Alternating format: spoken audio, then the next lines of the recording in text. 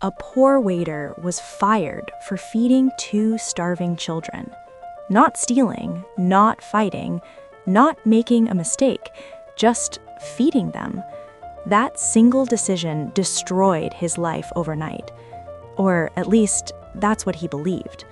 Because 20 years later, a Rolls Royce pulled up in front of his small, struggling shop, and the men who stepped out didn't just recognize him, they knew exactly what he had done on a night he had almost forgotten.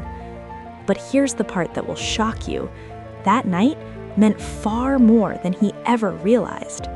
Stay with me, because this story will make you question every small act of kindness you've ever ignored. Hello everyone, welcome to our channel. If you are new, please hit the subscribe button, and if videos like this interest you, give this video a like and also tell us where you are watching from in the comment section.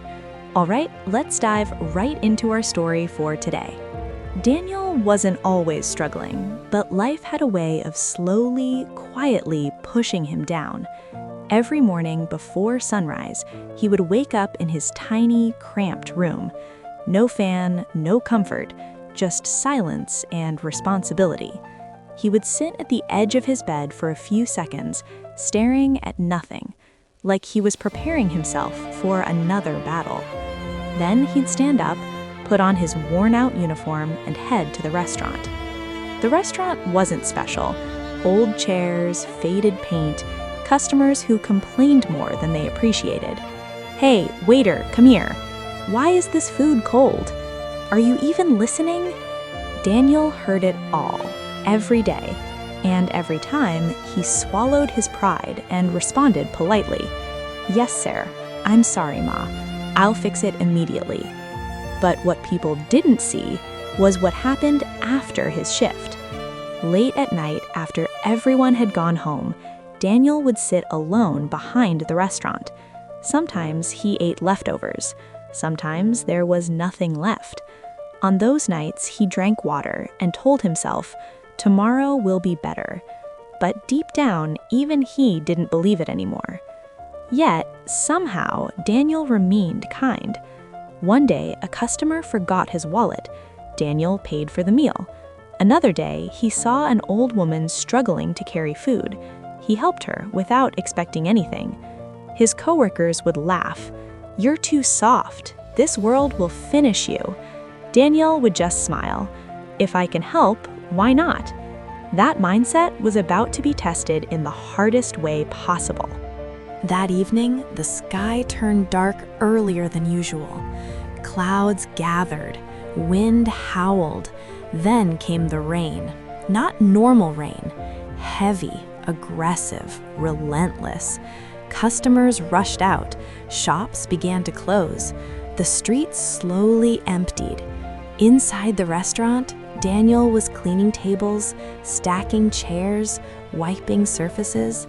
His body was tired. His legs ached.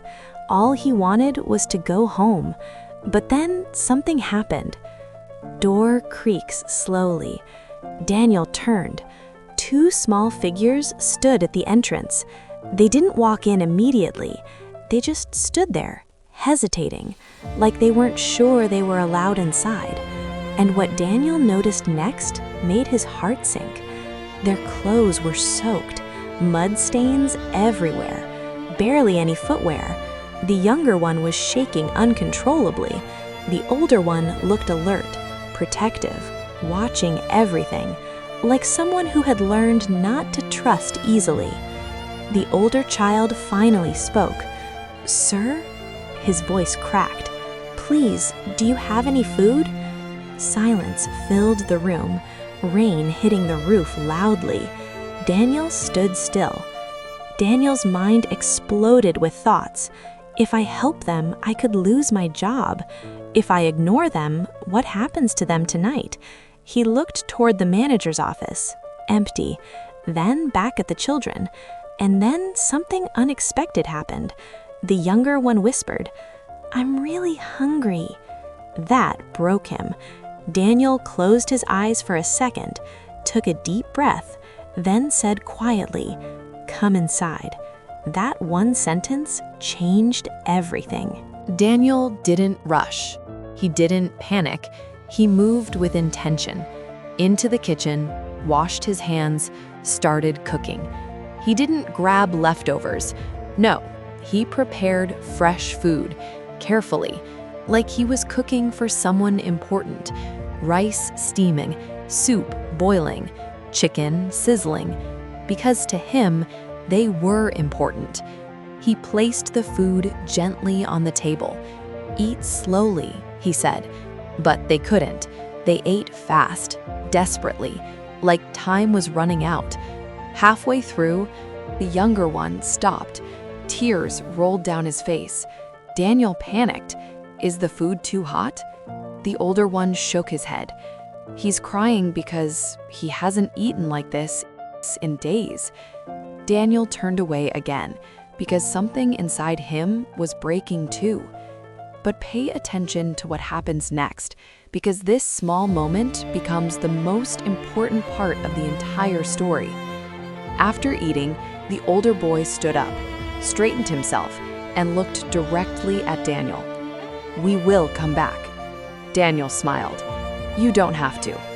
But the boy insisted. "No, we will." And the way he said it didn't sound like a child. It sounded like a vow. The next morning, everything collapsed. The manager was waiting, angry. "Did you give out food for free?" Daniel didn't lie. "Yes." "Why?" "They were hungry." Silence. Then, "You're fired." Daniel removed his apron slowly, placed it on the table, walked out. No argument, no fight, just silence. But inside, everything was loud. If you are still watching till this point, please give this video a like and also hit on the subscribe button. Also, turn on your notification bell so you will be informed when next we post another exciting video like this. Days turned into weeks, weeks into months. Daniel searched for jobs. Nothing stable, nothing secure. One night, he sat alone, hungry again, and whispered, "Was it worth it?"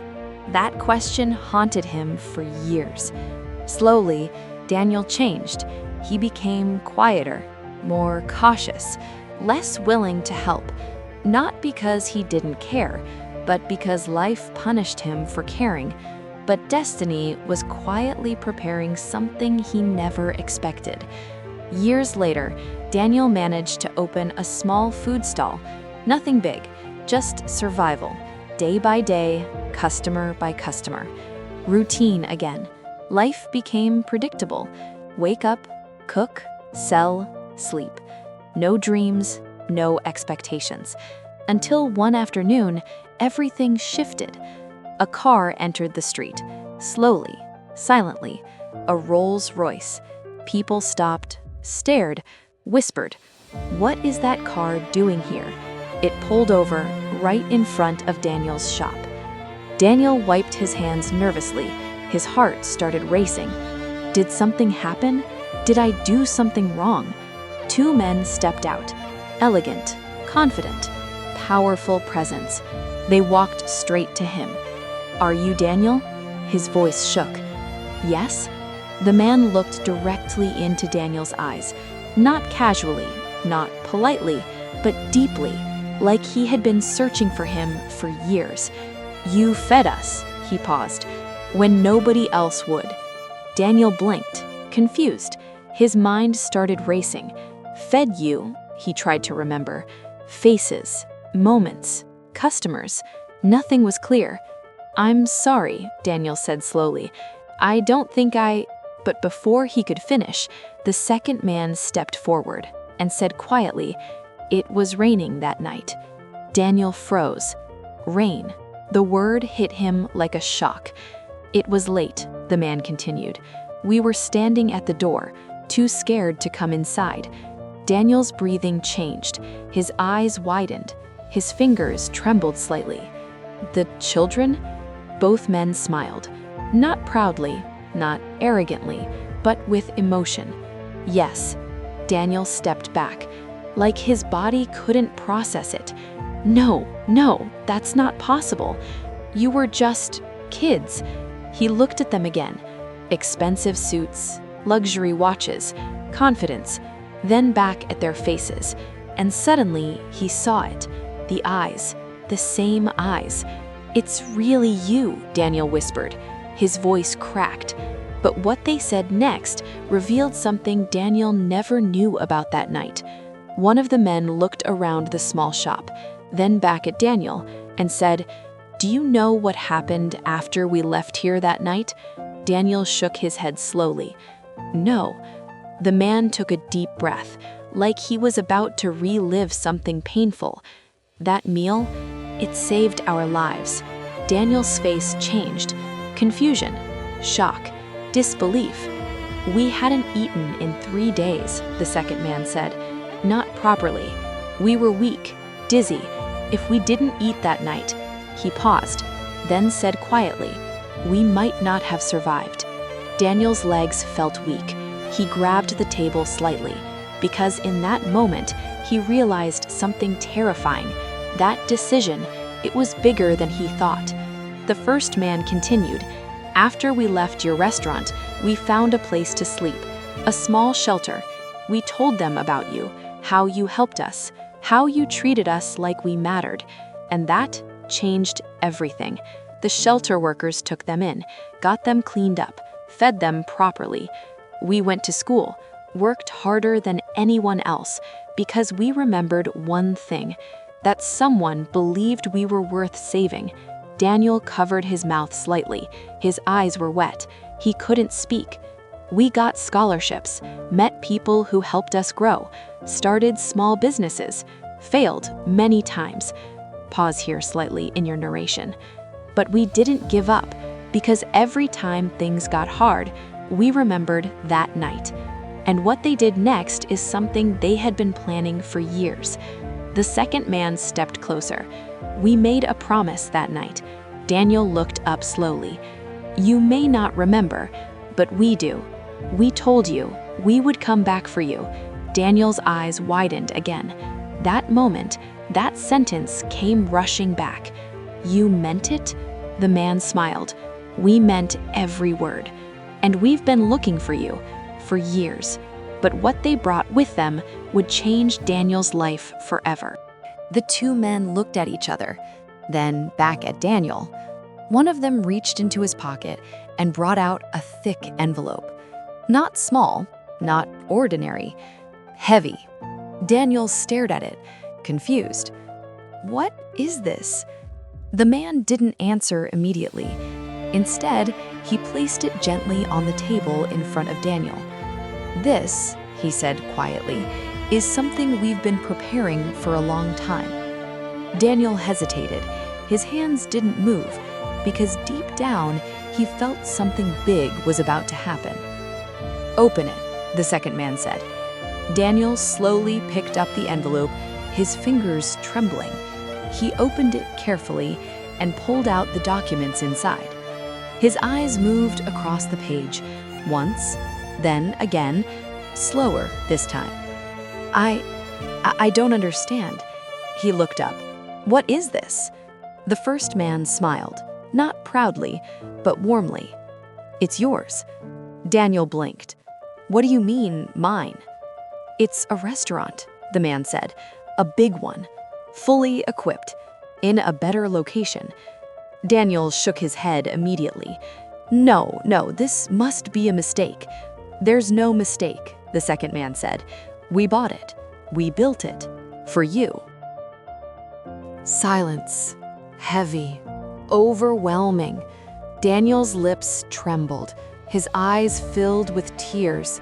He looked down at the papers again, then back at them. "Why? Why would you do this for me?" The first man stepped closer and said softly, "Because you did something no one else did. You didn't look at us like we were worthless. You didn't chase us away. You didn't ignore us. You saw us."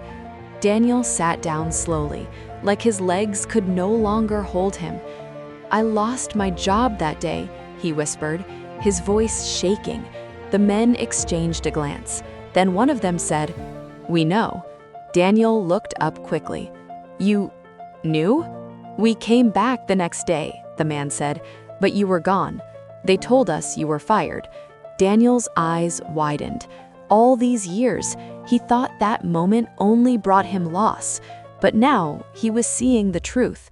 That one painful moment was actually planting something far greater.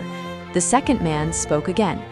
"That day changed our lives, but it also changed yours." Daniel shook his head slightly.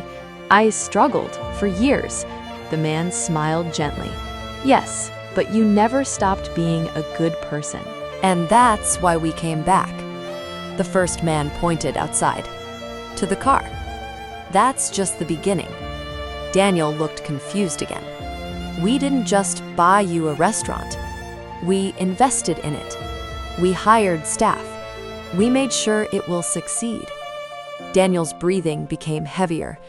"You mean you won't struggle anymore?" Daniel finally broke down.